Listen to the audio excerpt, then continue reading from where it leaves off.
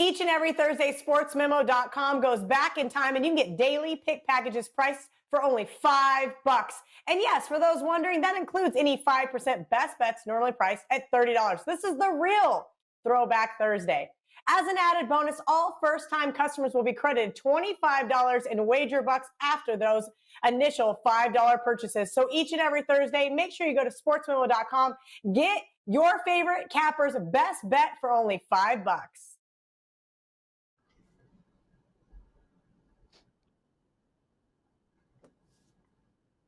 What's up, guys? Welcome back here to WagerTalk TV. It is puck time. I'm your host, Andrew McInnis, joined by Carmine, Bianco, and the Prez, co-host of WagerTalk today. Guys, we got some pretty good games going today. We have the LA Kings taking on the Ducks in pretty much a pick-em matchup. The Golden Knights take on the Wild, and what's turned into be a pretty competitive series here. The Coyotes and the Avalanche, the Sens and the Oilers, and the Canadiens and the Canucks. And I actually almost forgot about this game. Because it doesn't start until midnight, really.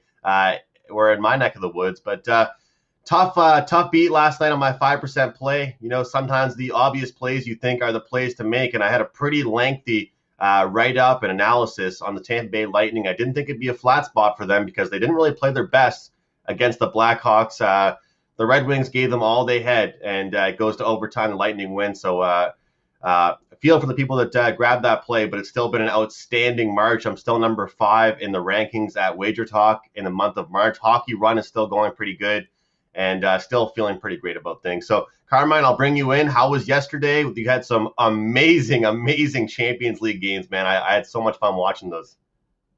Dude, yesterday was absolutely nuts. At halftime of the games, of the early games, I literally thought to myself, I am heading for an 0-2 day, not looking good. Wasn't happy. And ended up with a win and a push, which was good. And then I thought, this is great because I really liked my NHL games going into last night. And then the NHL 3-pack goes 1-2. And we talk about puck luck. I'm not going to complain. It sounds like I will, but this is puck luck. The Washington in regulation time, they're up 4-1 in the third period, and they completely mailed it in. The Devils went from having no legs to having legs in the third period, score 3 goals, goes to overtime, and of course Washington wins it. So that kills the regulation time. And then the Leafs in regulation time, and this is puck luck, because I'll tell you, here's the final numbers of that game. High danger chances for both teams combined. Okay, the Leafs had 80% of the high danger chances in that game. Of the expected goals at the end of the game, the Leafs held 63% of the expected goals in that game. And what was the final score? The Leafs lost. This is what we talk about puck luck. Sometimes the final numbers are in your favor, but the scoreline isn't. And Carm, you mentioned those overtimes. I know, Prez, you and I have talked about these, betting the draws. And I've said, I haven't really had it in me to do them. But yesterday, if you bet every game to go to the draw, go to overtime, you made some good money. So that prop is looking more and more interesting, especially the more these teams play each other. How you been, Prez? What's going on with you? Brother, thanks for having me on. I've been great, man. Like you, I've been rolling all March. I don't know if the listeners know this, but you, me, and Carm at the beginning of March kind of made a little pact on text message that this was going to be a massive month for all of us. We were going to help each other win and talk to each other and whatnot. And you know what? All 3 of us have just had an outstanding start. I went 2-1 last night, Andrew. I had the over in the Leaf game. The only game I lost was the over in the Nashville, Carolina game. And, it wasn't the right decision. And I tossed and turned between that and the Washington, New Jersey over. So I feel like I could have had a 3-0 night, but I'll take a 2-1 night every single night. I had Dallas as well as my Good winner. call. And I'm going to be fading Chicago moving forward. My daughter put a $2 bet on 3 teams to go into overtime last night. No, she didn't. And I think it was $88 it paid. Yeah, so I'm like $88. It might have been $4 to pay 88. She was so excited, Andrew. Like, dude, you don't understand the excitement that this kid had. She's just she's just starting to bet, and I'm trying to find just to show you the texts. Like you see, I'm freaking out. I don't know if you see it. She's all in big caps. She's like, I'm For everybody freaking out there out. watching Oh my right now, God. though, Oh my God. She gets that from her What? dad. She gets that from her dad. For anybody out there watching, she doesn't. Texting back and forth with Prez, you can see where his daughter's getting that from. Yeah. Andrew, I want to say something before we start the show. I want to say a couple of things. Firstly, I want to give everybody an update on the T-shirts. T-shirts have been delivered. Carm and I are going to be when you guys get a Wager Talk or Puck Time T-shirt, understand that you are getting it handmade from Carmine and I. We are actually going to my friend's warehouse tomorrow to screen print each one of them individually. So they're coming. Stay tuned. And the other thing, Andrew, is I want all the listeners to know something. You lost your 5% play last night, and me and Carm had to have a meeting to figure out how to talk you off of a ledge. And I think that is a great thing, Andrew. It bodes really well for your career as a sports betting consultant when you take these losses so badly. So kudos to you because you feel it, just like all your customers do. And in the same regard, it's going to happen again. So as Teddy tells me all the time, you can mope, whine, and bitch for 2 hours, and then you got to move on. That's good advice. Let's move on. Let's move on to today's show. Happy to have the update on the T-shirts because it was by popular demand. So hats off to Prez and Carm for getting those T-shirts rolling. Let's get into our first game here, guys. The LA Kings and the Anaheim Ducks here in our opening face-off game. The Kings minus 125. Carm, we pretty much just talked about these two teams, and this game went nowhere near how I thought it would go. I mean, all the stats pointed towards the favorite being so successful, the Kings being so successful in this recent matchup, the under being so successful. I could not believe the amount of goals that the Ducks scored. Trevor Zegras looks outstanding, though. He's from the U.S. development program. He's made an impact on that team immediately since being called up from the AHL. He almost was just having too much fun and joking around in that league. He needed to be up here with the pros. He's made an immediate impact. But I still like this LA Kings team to bounce back. I feel like their better players weren't their better players in that one. And, you know, we talk about regression. I don't know about one game regression, but I can't see the Ducks lighting the score sheet up like they did in the last game.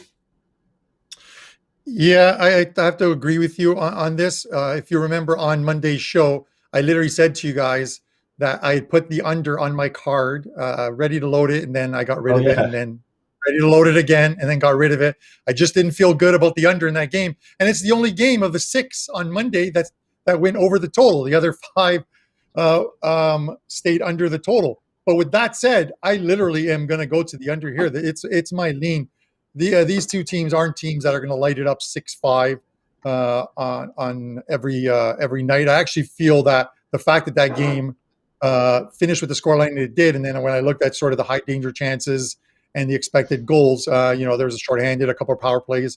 But when you get a big first period, it kind of sets it up for the rest of the game, the flow of the game. So I don't think that's going to happen tonight. It's just my thought on that one. So I'm going to keep it simple. I'm leaning on the under here, 5.5. I'm not going to take either side. If you held a gun to my head, I would go with the Kings. Prez, if I told you the last meeting was 6-5 between these two teams, you probably would have laughed at me, man. Like, that's just crazy between these two teams. You know, listen, Andrew, this game, I got to tell everybody, I mean, I don't mean to pull a Dave Koken here, but see the pit stains? Anyway, this game is just stay the hell away from. And I'd like to take this game apart, but here's what I know. Don't play a game with two shitty teams in it. And these are shitty teams. Yeah, the Kings put together a nice win streak. They really were playing over their head. But then since then, they've lost 5 of their last 6 games. Anaheim lost 8 in a row before they finally pulled one out in overtime against Colorado. And then they go on to win another overtime game. Neither of these teams are worthy of any of our money. Neither of these teams should be minus 125. Do I like the under in this game? Look, if a gun was held to my head, that is literally the only way I could bet. Both these teams lean to the under. I know that the Kings have played 14-10 to the over this year, but that was a while back when they were racking up a lot of those overs. They have regressed. They are now playing more to the under in their last 10 games, and Anaheim is probably the stone coldest under out there. So I would play the under if I had to, but man, there's just no reason to play this game. You know, if you said to me Anaheim 6, LA 5, or if you said to me LA 2, Anaheim 1, I could believe both. That's what happens when bottom feeders play.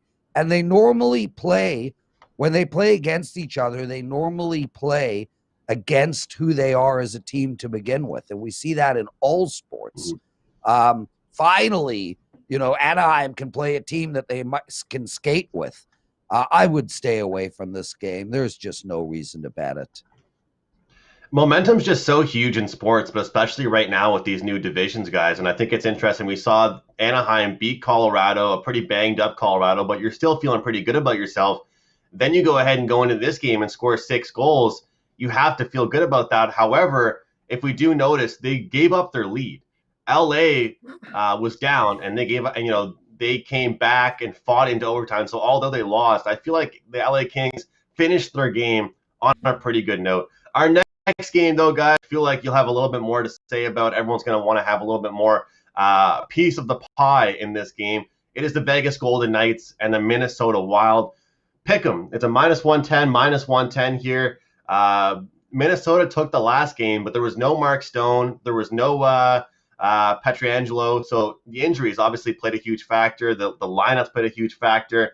We saw 5-4 Vegas in the first one, 5-1, and now 2-0 in favor of Minnesota. These teams meet again.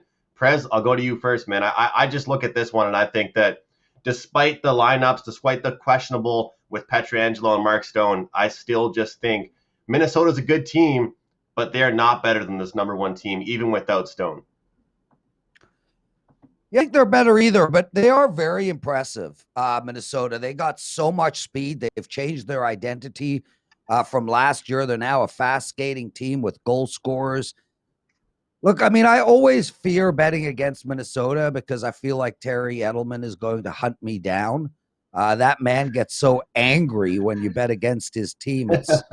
It's insane. But I'm with you, Andrew. I feel like this is a zigzag type of a series. Look, they played twice in Vegas last week, and Vegas won both. But the first game, Minnesota was up 4-2 with about 5-6 minutes left to play. See, Terry's already screaming at you. Minnesota. Press, he wants them really, to go 56-0. He wants them to win 56 games. Anyway. Vegas is the play out tonight. I think this is a perfect zigzag series. I think Minnesota is very close to Vegas, Andrew. But I also like the over in this game. We had a 2-0 game last time around.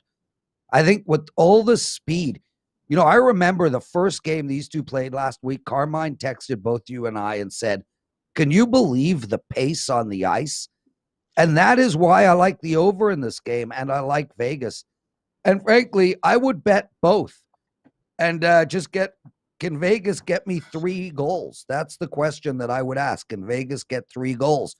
And if you go down the numbers, take last game out at 0. Vegas put up a 4 spot, a 5 spot, a 5 spot, a 5 spot, a 3 spot, a 3 spot. This team is good for 3 goals almost every night. I would take Vegas and the over. Worst case scenario, you go 1-1. Likely a 2-0 night. Carm, the most common word used in sports betting, value. And I just think getting a pick 'em spot here is a good price with the Vegas Golden Knights. I can't pass up. If I was getting a pick 'em price and Vegas was playing a team that I think they could dominate, 6 out of 10 times, I would take it because you'd actually make a little bit of money on that. I'm not entirely sure that Vegas can dominate the Wild in Minnesota. Minnesota's played well against them at home. 5 games, 4-0-1. They lost 1, 2-1, I think, in OT. But this Minnesota team's playing extremely well. I get where the Prez is going with the Vegas and over. They should get 3 goals. But when you play a team that plays extremely well defensively, there's a good chance that the game could finish 2-1 for Vegas, and you lose on both ends of it. Listen, if it wasn't for that empty net goal that Minnesota scored in that last game in the 2-0 win, that would have been Vegas's 4th 1-0 game they've been involved in this season, and that's almost unheard of in this present day NHL. The way these games are being scored, they've only been shut out once before this season, and that was to the Anaheim Ducks where they lost 1-0. So. As far as the game goes, while I wouldn't want to take either one of these sides, I'm going to lean to the under here because I just think it's another game where Minnesota's playing well at home. They won 4 straight at home. They play well defensively, and even they could lose, but it could still very well stay under the total. This could be one of those 3-1, 4-1 games, and it stays under the total. So I'm going to lean. I was leaning to the under the first time around. I'm going to lean to the under again on this one. Andrew, if I can just jump in quick. Go ahead. Some of the people in the chat room are saying team total for the Knights over 2.5. And I want to explain real quick why I don't bet team totals and instead bet that go for 2-0 concept.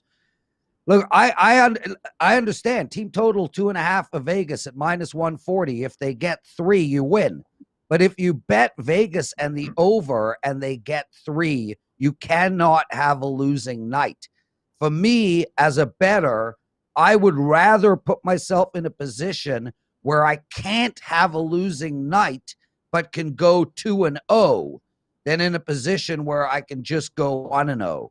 I much prefer betting the side and the total and going for that 2-0 rather than betting the team total, especially when it's -140. Yeah, I think a lot of times people turn sides into team totals where I would turn full game totals into personal, one team totals. To me, that makes more sense than turning a side into a team total, turning a full game total into a team total. It's kind of like how we've been talking about playing overs with the Senators when they were playing so bad. You might as well just take their opponent and keep that bad team out of the mix. Before I move on, I did want to say I always count on this stat after a flat spot. 15-7 is the record. And the last 22 for the Knights in a game after scoring just 2 goals. So it's not anything crazy, but it's kind of dominant there that they've usually had some pretty good bounce back spots here, guys. Let's keep this train moving, get into the Coyotes and the Avalanche. And guys, this Avalanche team, they're banged up. I feel like they've been battling injuries for like the past 3 years. Do you guys feel like that too? I feel like they're kind of soft. I don't know what it is. They're not like durable, but something about this team, and it's always their defensive core as well, and it's always their depth pieces that go down, and it just messes with their whole lineup. You saw it happen last year as well, and it took them time to get back into a good groove. This Avalanche team, if it wasn't for the pandemic and the pause of sports, they would have been going into the playoffs with half their roster. And I think it's very clear right now that they have been affected. We have to be able to sit here and say that they have been affected by their injuries, and there's no hiding it.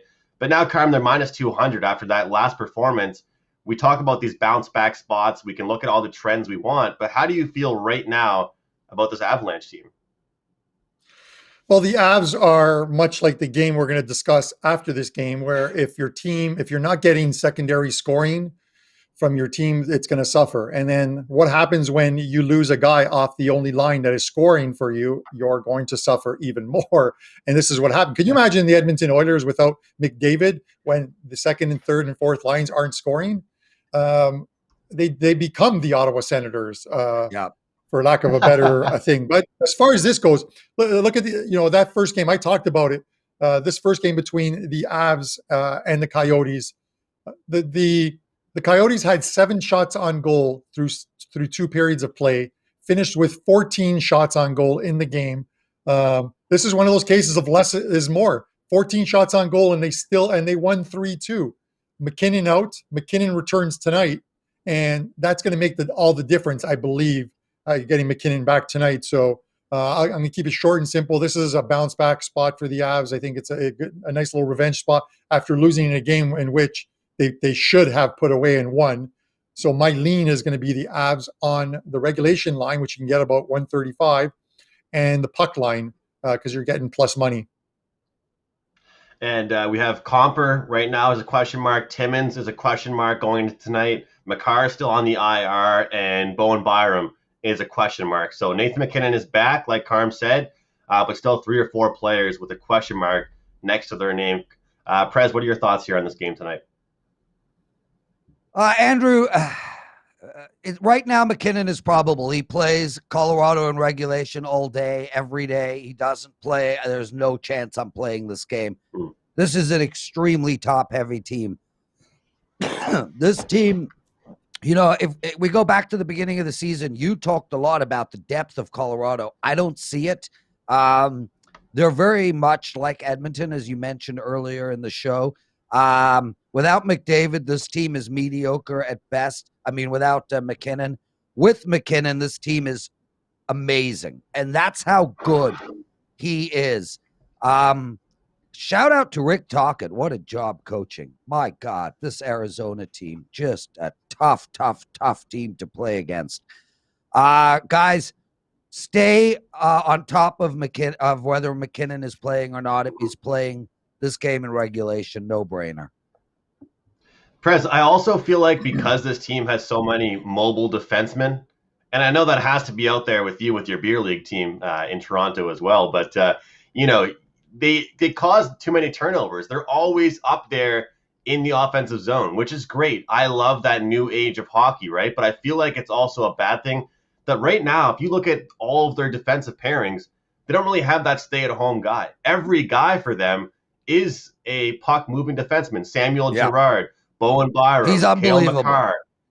They're awesome, but you need to have that one guy, like you have on your Leafs, your Morgan Rileys of the world that can jump into the rush, but you can't have, 6 Morgan Rileys on one team, right?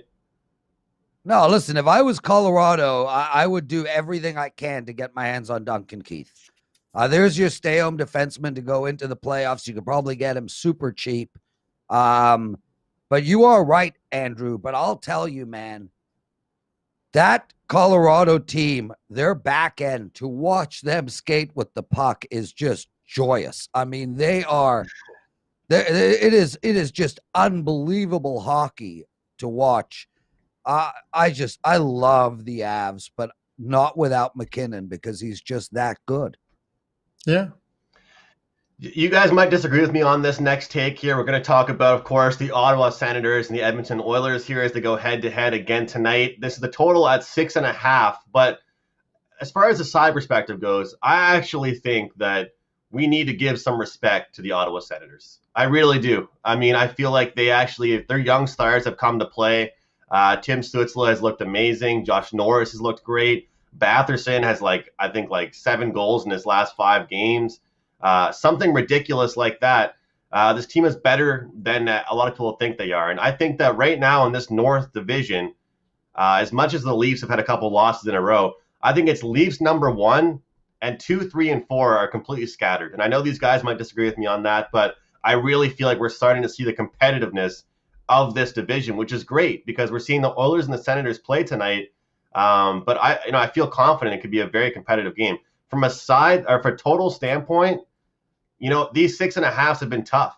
Prez weeks ago said he hates these 6.5, and I kind of disagreed. And I crunched the numbers. I looked at everything. The only profitable total right now, guys, are 5s as far as the over goes. You are negative money if you are betting overs on 6s and 6.5 consistently.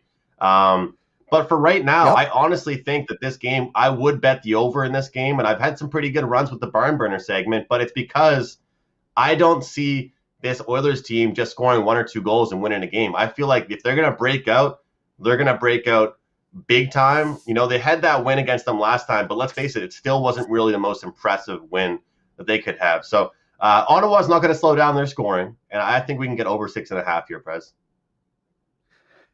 Andrew, look, I don't disagree. I just won't make that bet. I will not bet Mhm. over 6.5, period. I've done it once this year. I got lucky and won. But there's just no reason right now, especially if you're betting under 6.5 blind all day, every day, you're winning money every single day. With that said, I see no reason why not to take Edmonton in regulation and Edmonton on the puck line. I understand. Should I respect Ottawa? Look, they're playing tough. They're okay, great. They've also won 2 of their last 6 games, Andrew. And, you know, one of those losses was to Montreal. So that's pretty bad. I'm not gonna. I'm not. I don't know how you define respect a team. This Ottawa team is crap, and Edmonton, I think, are the 3rd best team in the North. Connor McDavid is going to have a breakout monster tonight. 5-2 Edmonton. That gets you over your 6.5, and it gets you your puck line winner. I love the prediction. A prop I am on is Connor McDavid over 1.5 points, -125. I'm playing that. I bet it already. Carm, how do you feel about this game, man?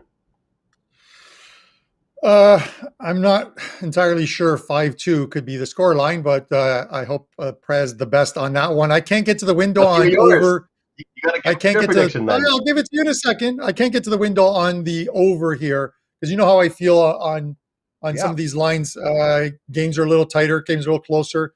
You look at if you're just looking at strictly the core numbers and you look at Ottawa, hey, their games are averaging 6.6 goals per game. And you're like, that's great. Edmonton, they're averaging 6.2. But that's because some of these teams are involved in some bigger score lines. But overall, Ottawa is 46.4 to the over, and Edmonton 46.2 to the over, which means more of their games obviously are staying under, despite those goals per game. That's why you can't just look at goals per game, because there's some 7-3 score lines that skew that number completely. Yep. So you have to look at that. With that said, and another fact is you look at Edmonton in that 3-2 game. I'm surprised that game finished 3-2.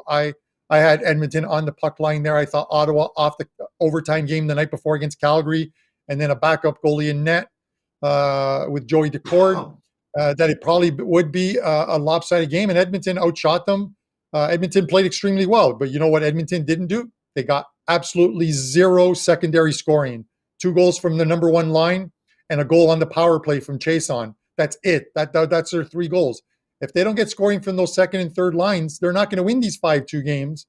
But they could win a 4-1 game, and that's where I'll go. I'll go with Edmonton to win the game, probably something along the 4-1 line. Now, do I want to lay the money on Edmonton, on the money line? No, I don't want to do that. You can actually take the money line, Edmonton, and parlay with the Avs money line, and you're going to get about plus 115 on your money because they're 2 teams I think should win the game. And if you're really brave and you want to take the puck line on the Avs and the puck line on Edmonton, you're getting almost 4-1 on your money in a 2-team parlay. So I'll throw those 2 out to you. Good stuff, Carm. Can't argue with that at all. Great prices there for both those. And the puck line, you're getting a little more dangerous, but you're also getting an outstanding price with them as well. We've talked about overtime on this show and how we're seeing a lot of overtime. So I'll tell you one thing, guys. If you see a Montreal Canadiens game going into overtime with all restraint and obviously bankroll management, bet on the other team because Montreal can't win in overtime. They can't win in a shootout. Speaking of overtimes, I mean, it's just been painful as a fan to watch and as a sports bettor to watch when I have been on the Canadiens. Thank goodness I haven't been involved in any games with the Canadiens going to a shootout. But, good thing is there's no 3-on-3 overtime in the playoffs. But I said it last game, and I'll say it again here, guys. This is our last game we're going to talk about. This is a very, very late game, 11 p.m. Eastern time. The Montreal Canadiens should not be minus 150. And I'm going to let Prez explain this because I've tried and tell people on Twitter all the time what goes into making these. And we'll actually have to get one of your bookmakers, Prez, on this show sometime because people don't seem to understand what goes into making these lines. And everybody is saying, Well, why are the Habs minus 150? The fact is, people are still betting them. It's very evident that people are still betting them at this price. I'm sitting here as a Montreal fan, as a professional sports bettor, and I'm saying there's no way, there's no snowball's chance in hell that I am taking this Montreal Canadiens team at minus 150. Do I think they might win this game?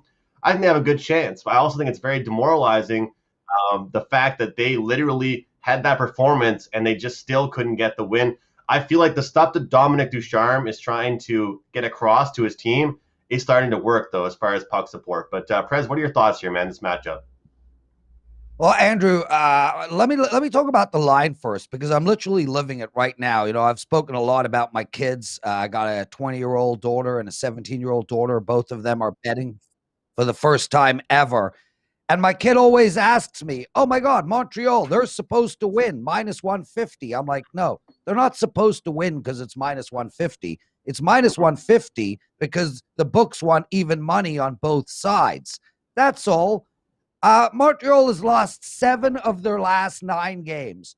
The final playoff position is going to come down to Vancouver versus Montreal. I think Vancouver is a better team than Montreal. I think they have better forwards than Montreal.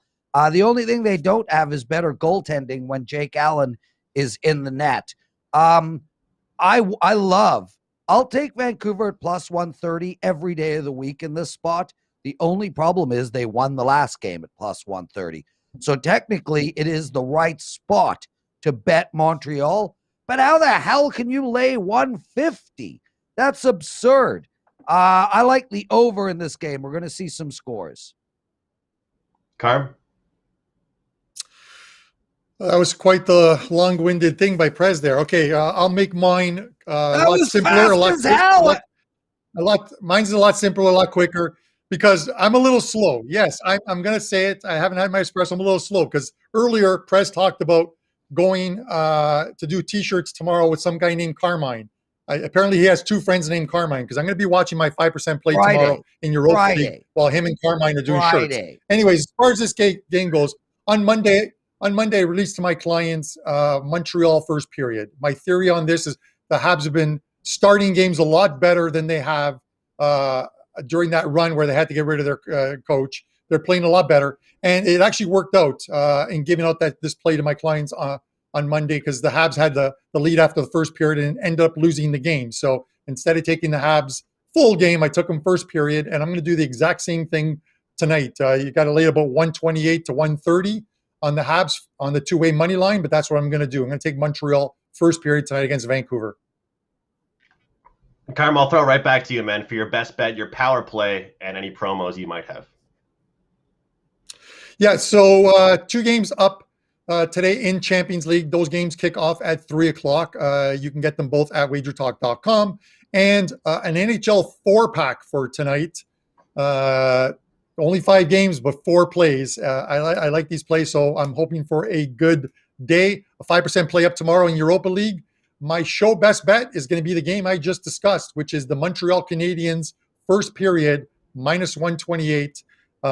It's 11 o'clock Eastern time, which absolutely sucks because I want to be asleep by that point. But at least I can watch the first period and then go to sleep. So Habs, minus 128. I'm doing this in honor of Andrew and Buster. Let's go. Yeah, Carm, I feel so bad for you, man. That's when most late games start here in Halifax. But Prez, your power play and any promos you might have. My best bet is Vegas tonight on the money line.